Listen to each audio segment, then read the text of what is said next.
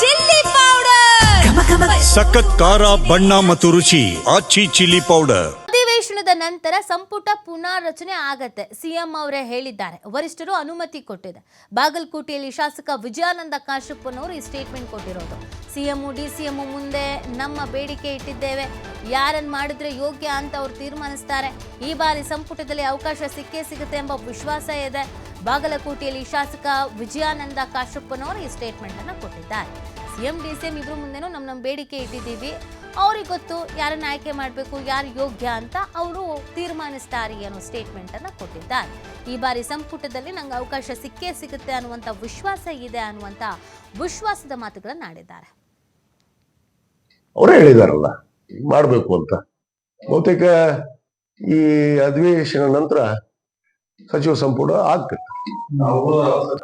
ನೋಡಿ, ನಮ್ಮ ಬೇಡಿಕೆಯನ್ನ ನಮ್ಮ ವರಿಷ್ಠರಾದಿಯಾಗಿ ನಮ್ಮ ರಾಜ್ಯದ ಮುಖ್ಯಮಂತ್ರಿಗಳಿಗೆ ನಾವು ಮನವಿಯನ್ನ ಬೇಡಿಕೆಯನ್ನು ಇಟ್ಟಿದ್ದೀವಿ. ಉಪಮುಖ್ಯಮಂತ್ರಿಗಳ ಹತ್ರ ಬೇಡಿಕೆ ಇಟ್ಟಿದ್ದೀವಿ. ಅವ್ರು ನಿರ್ಣಯ ಮಾಡ್ತಾರೆ ಯಾರನ್ನ ಮಂತ್ರಿ ಮಾಡಿದ್ರೆ ಯೋಗ್ಯ, ಪಕ್ಷಕ್ಕೆ ಶಕ್ತಿ ತುಂಬಬಹುದು, ಶಕ್ತಿ ತಂದಂತವ್ರು. ಮುಂದೆ 28 ಚುನಾವಣೆಯಲ್ಲಿ ಬೇಕಾಗತ್ತಲ್ಲ, ಒಂದು ಶಕ್ತಿಯುತವಾದ ಎಲ್ಲರೂ ಬೇಕಲ್ಲ ಅದಕ್ಕೆ ಕಟ್ಟೋದಕ್ಕೆ. ಆ ನಿಟ್ಟಿನಲ್ಲಿ ನಮ್ಮ ಬೇಡಿಕೆ ಇದೆ, ಅದನ್ನು ಪರಿಗಣಿಸಿದ್ದಾರೆ. ವಿಶ್ವಾಸ ಕೂಡ ಇದೆ, ನನಗೆ ಈ ಸಾರಿ ಅವಕಾಶ ಖಂಡಿತವಾಗಿ ಸಿಕ್ಕೇ ಸಿಗುತ್ತೆ. ಅಲ್ಲ, ಈಗ ಮಾಡಬೇಕು ಅಂತ ಒಂದು ವಿಚಾರವನ್ನು ಹೊಂದಿದ್ರು.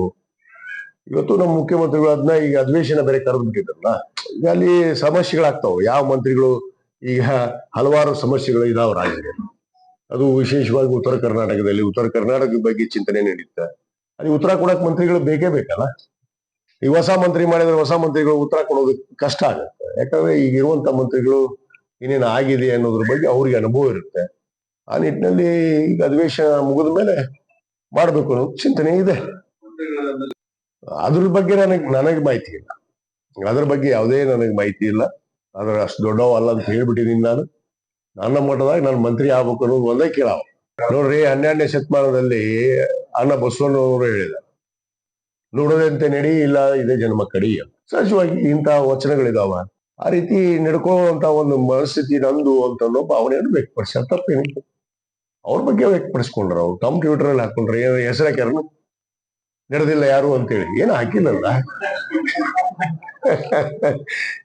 ಆ ರೀತಿ ಒಳಗೆ ಅವ್ರು ನಡೆಯೋರು ಗಟ್ಟಿಯಾಗಿ ಪಕ್ಷ ಕಟ್ಟಿದ್ದಾರೆ. ಆ ಕೊಟ್ಟು ಮಾತಂತೆ ನಡೆಸ್ತಾ ಇದ್ದಾರೆ. ಅದಕ್ಕೆ ಅವ್ರು ಹಾಕೋತಾ ಇದಾರೆ, ಸ್ಟೇಟಸ್ ಹಾಕೋ ಸಹಜವಲ್ಲ, ನಾವು ಹಾಕೋತಿರ್ತೀವಿ.